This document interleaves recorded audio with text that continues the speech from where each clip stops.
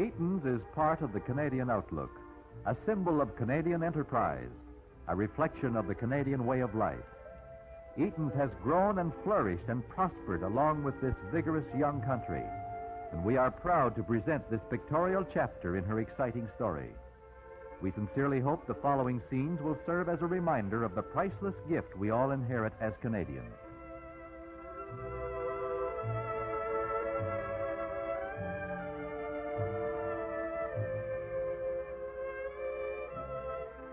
Our journey across Canada starts high above the newest and 10th province of Canada, Newfoundland.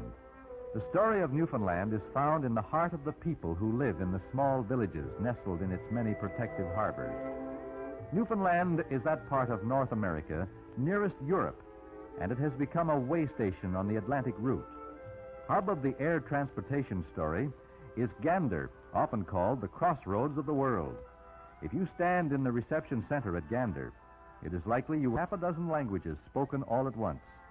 Standing on the runway, you see aircraft landing from all parts of the world, bringing people from the British Isles, Europe, Africa, and the United States. The real story of Newfoundland is found in the tiny fishing villages that dot its rugged coastline. Fishing, one of the island's chief industries, depends on the sea. Here at Holyrood is a typical example of offshore fishing, where small boats put out in the morning and return in the evening with the catch. Here men fish for squid, a tiny octopus creature that is sold as bait for larger fishing expeditions.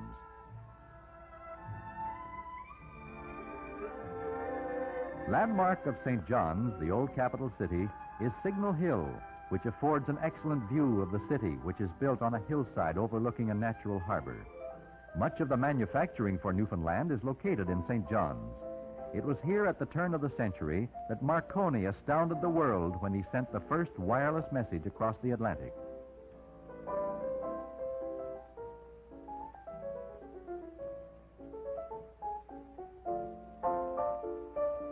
Standing as a reminder of this historical event is the Marconi Tower. Whether by air or sea, Newfoundland is a natural stepping stone. Nations all over the world are recognizing the strategic position of St. John's and are taking advantage of her position as an outstanding cargo port. Progress and modern methods of merchandising will never replace the oft-repeated scenes like this, when many of the children of St. John's invade the dock area in time to greet vessels returning with the early morning catch and barter with the fishermen for the best possible price.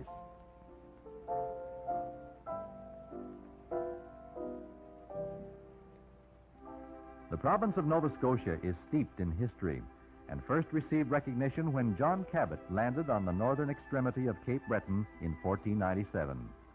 Nova Scotia was first colonized by the French in 1605, their first settlement being at Lower Granville, then known as Port Royal. Here are scenes of this National Historic Site. Port Royal was the government headquarters for the province and the home of the governors who administered over the province during the early part of the 17th century. Rebuilt in exacting detail, the buildings and governor's quarters are a fine tribute and memorial to the brave men who envisioned a great country. The governor's quarters consisted of a sitting room and a plain but comfortable bedroom.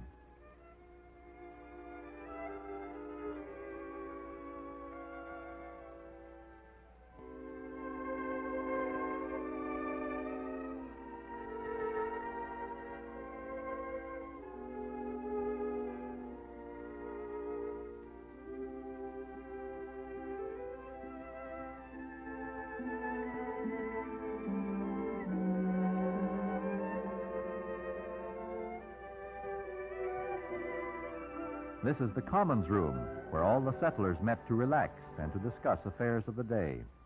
The Order of Good Cheer originated on this site many years ago.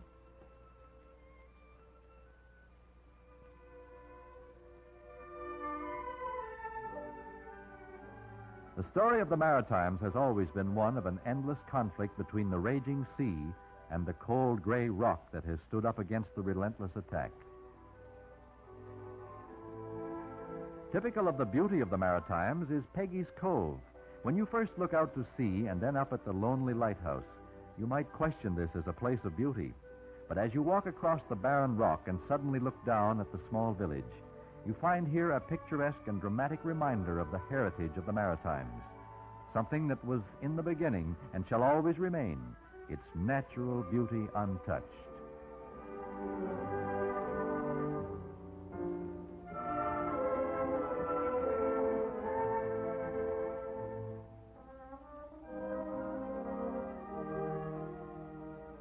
Often called the watchdog of the North, Halifax, the capital city of Nova Scotia, presents a magnificent natural harbor, 6 miles long and a mile wide.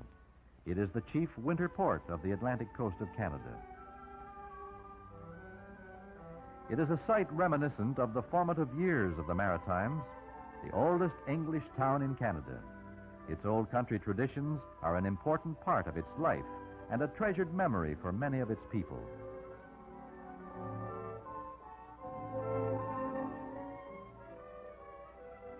Directly across from Halifax, and joined to it by the new Angus L. MacDonald Bridge, is the city of Dartmouth, which plays an important part in the progress of the province with its vital oil refineries and airport.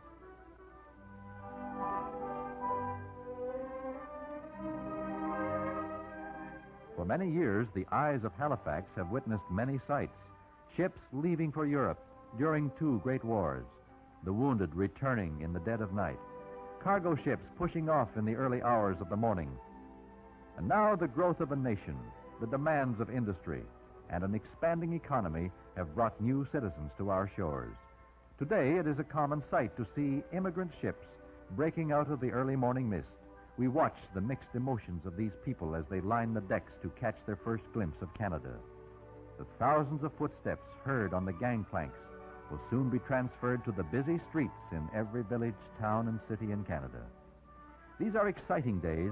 Questions must be answered, facts must be given, money and tickets arranged for, friends contacted, and for these people, a new way of life is beginning.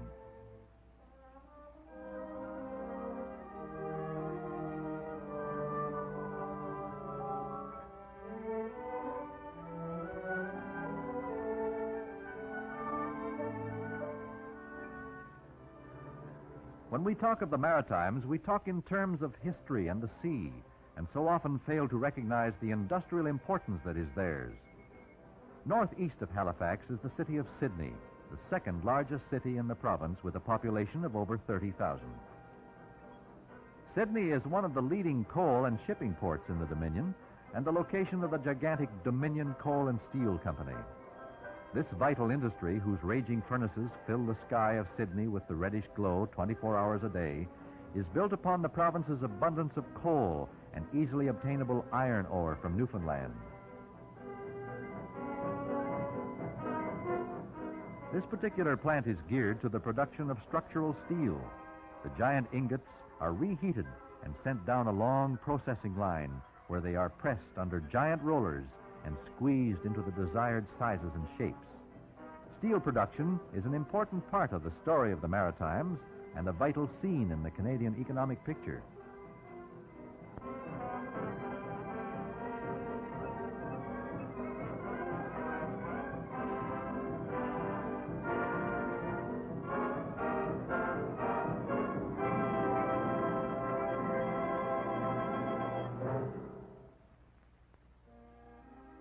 Our scenery changes once again, and the rugged coastline of Nova Scotia fades into the rolling hills and sloping beaches of Prince Edward Island.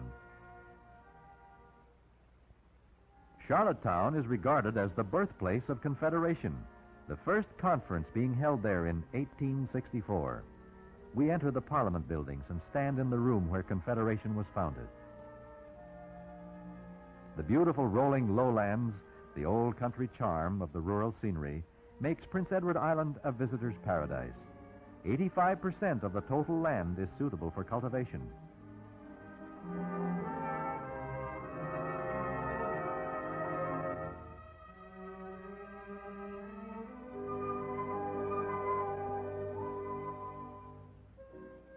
Agriculture is the chief industry of the province, and the soil is especially suited to the growing of potatoes.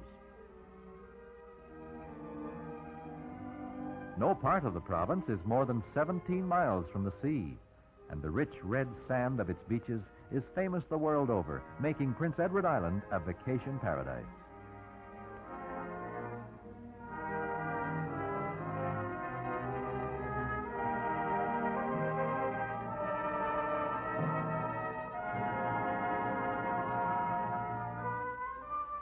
province of New Brunswick is the largest of the Canadian Maritime provinces. It is a province of rolling countryside. It is a province famous for its tidal bore, its magnetic hill, its reversing falls, and its covered bridges.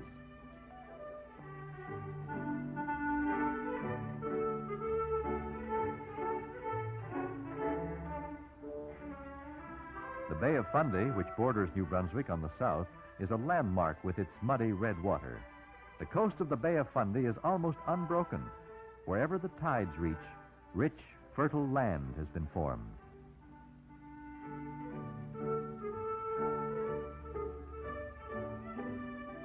The tides of the bay, after thousands of years, have left scenes like this. The relentless motion of the water has gradually eroded the rock and left this strange and distorted result. They resemble flower pots.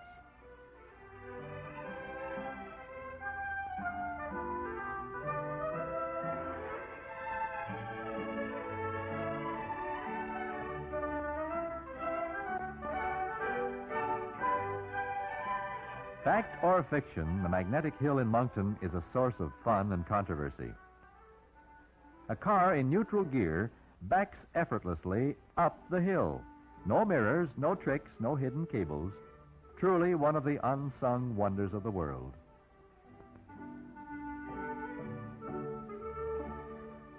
So often when we think of outstanding cities of history, we turn our attention to foreign lands and fail to recognize that in Quebec, we have one of the most outstanding historical cities in the world. A bold and yet delicate vision of the past, it is a cobblestone reminder of Canada's beginning, a city of narrow, winding streets and ancient angular buildings, a city right out of the past, a tourist attraction for thousands of people each year.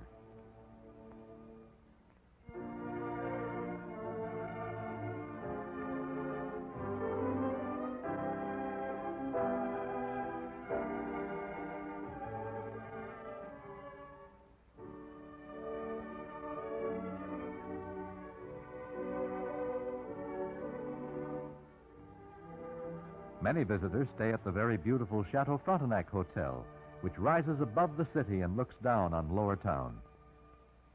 The romance of this old world will never be lost as long as the sound of the caliche is heard on its streets. We stand on the Citadel, where many have stood in the past, and gaze over the intriguing city, Lawrence River towards the sea, watching in our imagination for the sails of new explorers.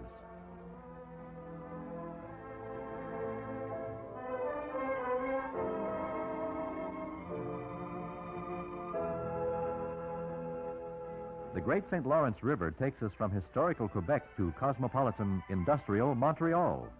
Montreal is Canada's largest city and commercial headquarters for the nation.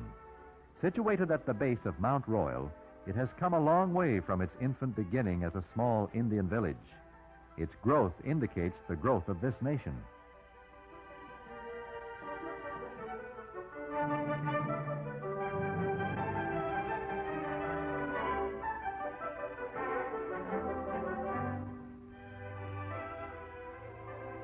In the center of this bustling city rises the largest office building in the British Empire.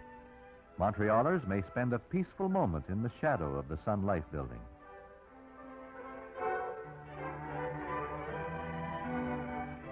The majority of the people in Montreal are Roman Catholic. To meet their religious needs, they have built many impressive and breathtaking churches and St. Joseph's Oratory.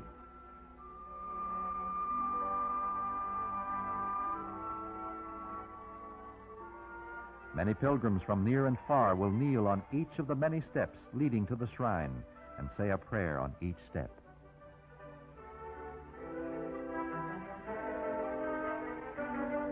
Notre-Dame Cathedral is another example of the fine religious architecture to be found in Montreal.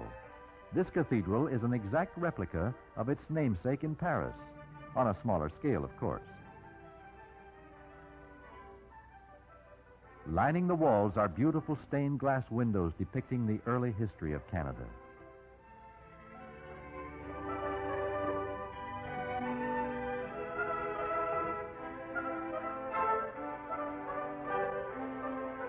No democratic way of life can exist without a capital city, where chosen representatives of the people meet and legislate on their behalf. Ottawa is such a city with an air of dignity. Formerly known as Bytown, Ottawa was chosen as the capital city by Queen Victoria. Millions of dollars have been spent in making this one of the most outstanding capitals of the world. From the Parliament buildings, we see the very busy industrial city of Hull, situated across the Ottawa River in the province of Quebec.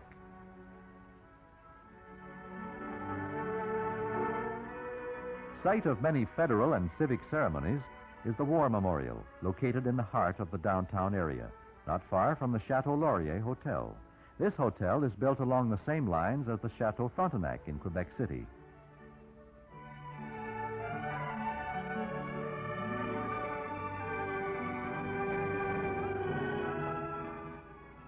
Canada is a country of changing physical moods, and Northern Ontario is no exception.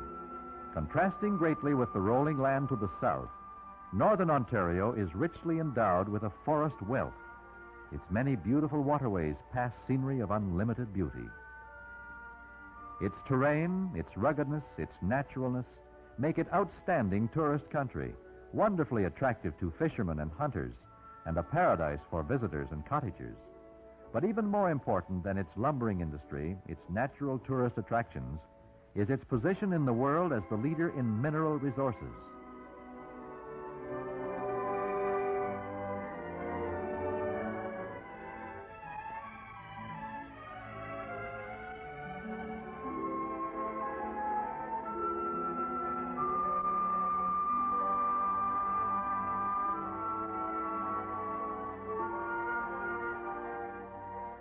Northern Ontario is synonymous the world over with gold, nickel, copper, platinum, and silver. Here in the assaying office of the Wright Hargrave mine at Kirkland Lake, sample ore is being tested to determine its percentage content of gold and silver.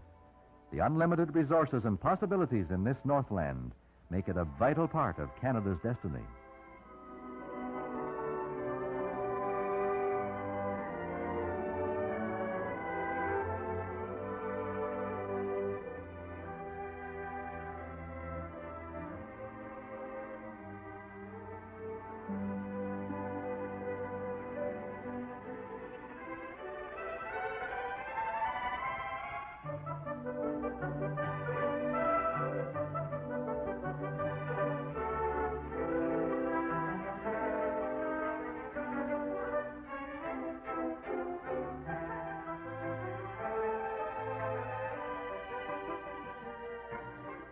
We journey to southern Ontario and Toronto, the provincial capital. Toronto is a rapidly expanding city. As the second largest city in Canada, in the center of the most highly populated area in Canada, and with access to cheap hydroelectric power, it has become an important industrial, trading, and financial center. Along with its growth, industrially and physically, it has assumed its responsibility as an educational and cultural center. Looking up one of its most impressive thoroughfares, University Avenue, we see Queen's Park and the provincial parliament buildings. Not far away is the University of Toronto, which has received world acclaim for its advances in education and its progress in the field of research and science.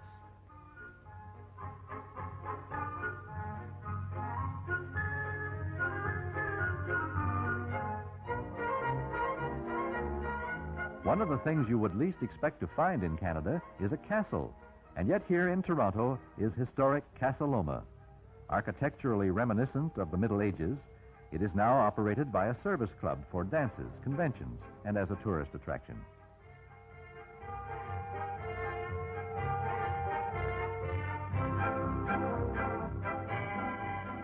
Everywhere you look today in Toronto, signs of expansion and building are in evidence. Increasing building, industry, and population have placed a great demand on housing. The city has spread far beyond its original boundaries in the search for industrial and residential development areas. Its strategic position makes it a natural site for the development of new industry and the construction of modern plants and buildings.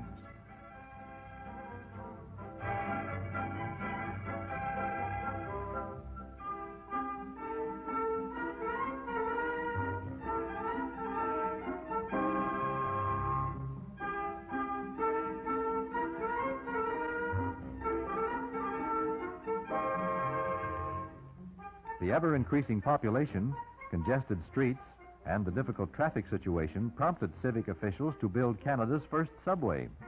This, it is hoped, is only the first in a program of underground transportation, which will eventually provide complete subway service for Toronto, comparable to that in other major cities throughout the world.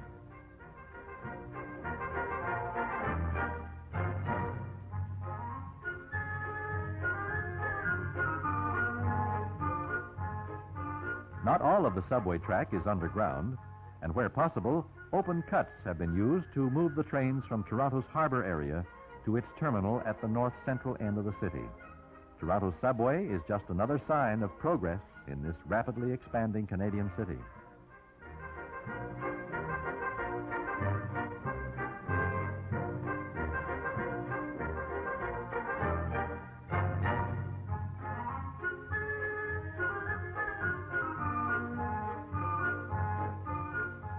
Originally designed to permit traffic to bypass the city without delay on its busy streets, Highway 401 has suddenly found itself not on the outskirts of the city, but now well within the Toronto area, surrounded by industrial and residential development. Highway 400, the direct route to northern Ontario, has also opened new industrial area, among which is Eaton's of Canada's service building, one of the largest buildings of its type in the world. It is designed to add centralized efficiency to the Eaton system of merchandising and delivery.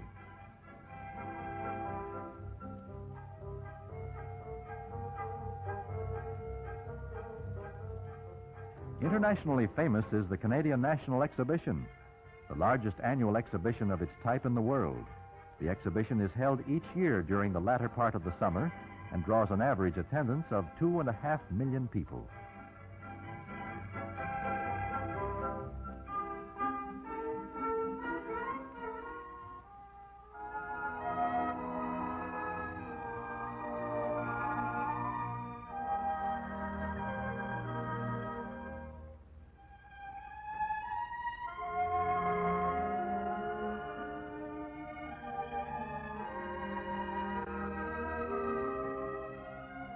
One of the most important agricultural regions in Canada is the Niagara Peninsula.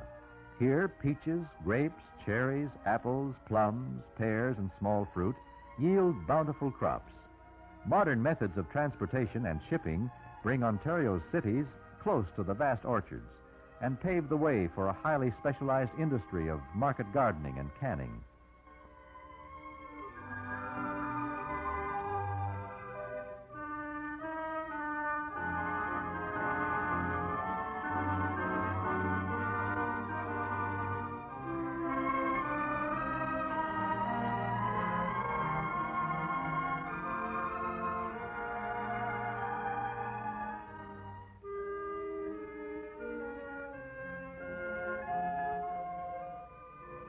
But apart from its economic importance, the Niagara Peninsula represents one of the most beautiful areas in all Canada.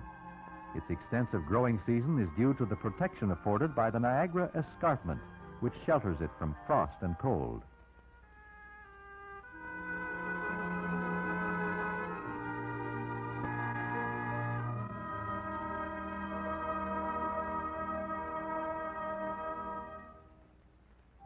Falling majestically from the escarpment is world-famous Niagara Falls, feature attraction of a great tourist center.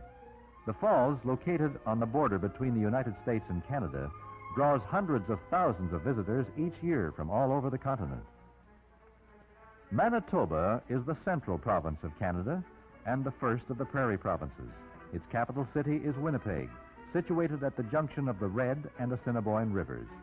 Winnipeg is famous for its wide streets, its boulevards, parks, and the position it maintains as the hub of business activity in Western Canada. The head offices of many of the large Western Canada corporations are located here.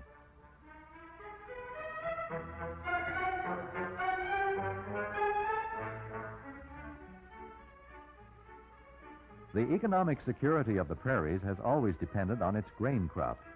In this respect, Winnipeg is important as the headquarters for the renowned Grain Exchange, whose activity and enthusiasm indicates the pulse beat of the entire grain industry.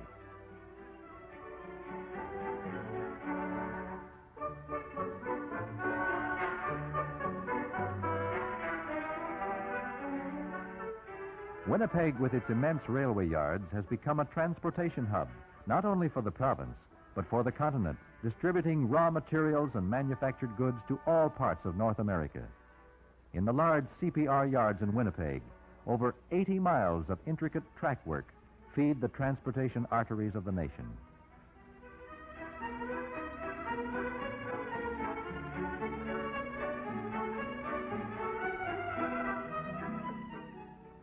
Our first stop in our journey across the prairies finds us in the wheat fields near Regina.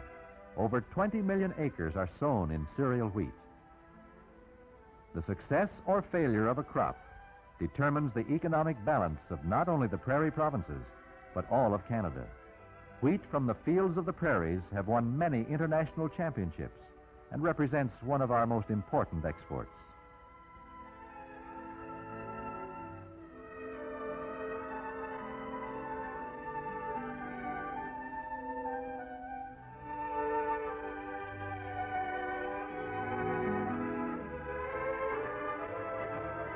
Aside from its commercial and educational importance, Saskatoon is a very lovely city located on the banks of the Saskatchewan River. It plays an important role as a rail center and is the site of the University of Saskatchewan and huge government grain elevators.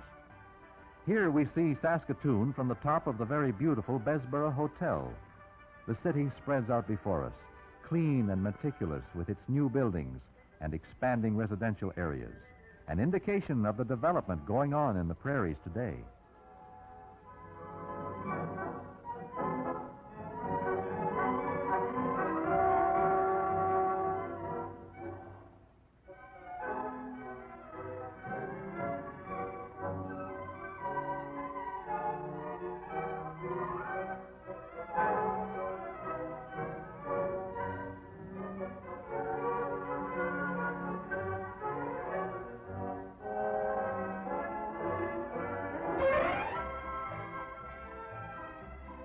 Our next stop is the area around Calgary and the expansive range country, which is so reminiscent of the early days of the Golden West.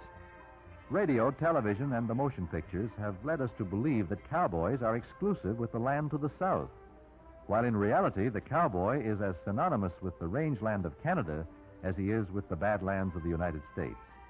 This small rodeo provides all the action and thrills of the Calgary Stampede. The idea here is to chase a calf after it leaves the chute, try and rope it, if you can, throw it to the ground, and tie the hind and forelegs together. The cowhand doing this in the shortest time is the winner. This is something we advise you not to try immediately after eating a typical Western meal.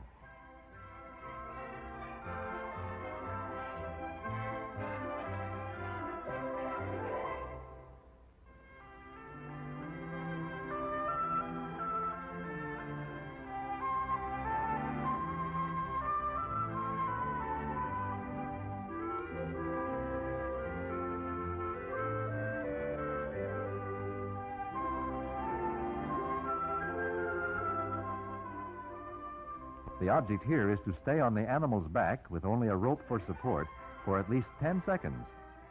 This can be an awfully rough ride.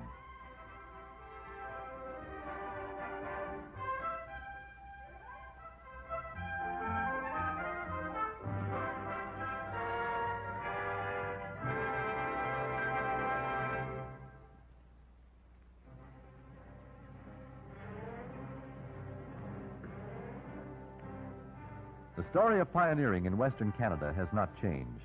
Many years ago, covered wagons crossed the prairies, even climbed the mountains in search of new lands and new wealth. Today, Canada's modern pioneers are still searching for gold, the black gold, oil, whose discovery outside Edmonton has rewritten history and changed the future of Western Canada. The city of Edmonton, center of this vast oil development program, has doubled its population in the last 15 years. Farmers have become millionaires, and vast acres of grain land have been transformed into some of the world's most productive oil fields. Thousands of miles of pipeline runs in all directions, carrying the crude oil across the mountains to Vancouver and eastward to the refineries of Ontario.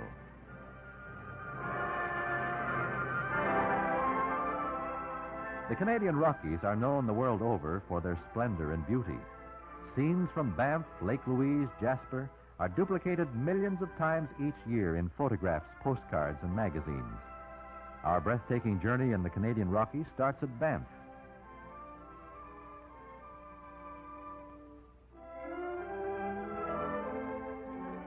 Looking across the river, we see the internationally famous Banff Springs Hotel, which receives visitors from all over the world.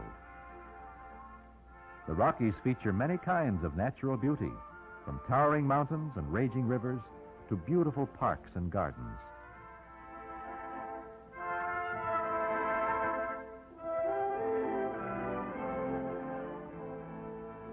As the lakes and rivers of the Rockies are fed from the ageless glaciers high up in the mountains, the water is too cold for swimming. This necessitated the building of beautiful swimming pools. The pool at Banff Springs Hotel overlooks the breathtaking Bow River Valley. A must on the itinerary of any visitor to the land of the Rocky Mountains is Lake Louise. A beautiful chalet looks out on majestic Lake Louise with the towering mountains and the Victoria Glacier in the background. This is the land of beauty and charm, fun and excitement. Here we may swim in the specially heated swimming pools, paddle the endless rivers and lakes, or enjoy the wondrous beauty of Canada Unlimited.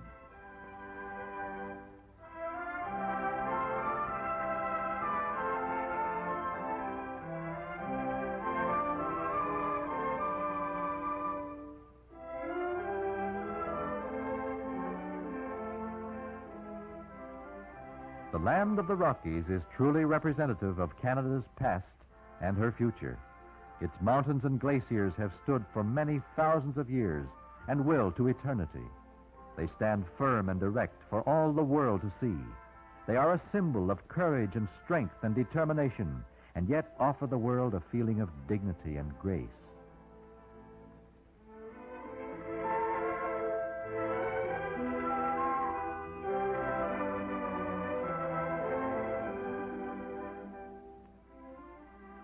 Jasper, the last stop in our Rocky Mountain tour, differs from Banff in that it is not as populated or commercially developed.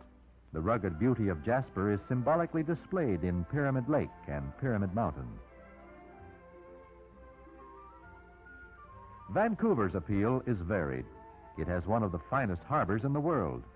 The vast natural wealth of the province has made it a commercial and industrial headquarters.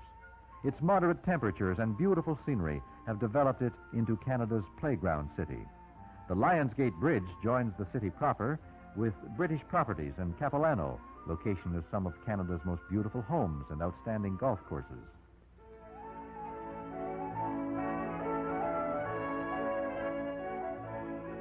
Here is something that tests the steel nerves of Vancouver's visitors. This is the famous Capilano Suspension Bridge, swinging high in the air overlooking the Capilano Canyon. It's a long way to the bottom, and the bridge bobs about like a cork in rough water. The experience is enough to scare one out of 10 years' growth.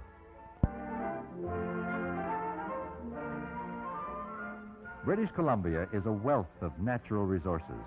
One of its leading industries is salmon fishing. The province is responsible for almost one-half of Canada's production in this field.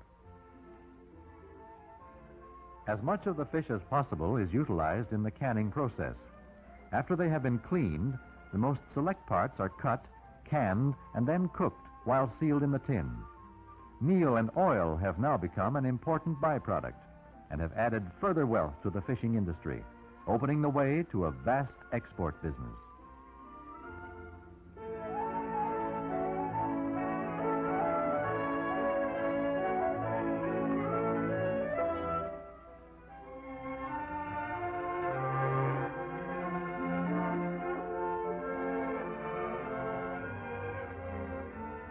From the canneries of Vancouver to the concrete runways of Gander, from shore to shore, the story of Canada is a most impressive one, backed by firm tradition, looking forward to a future of unlimited possibilities.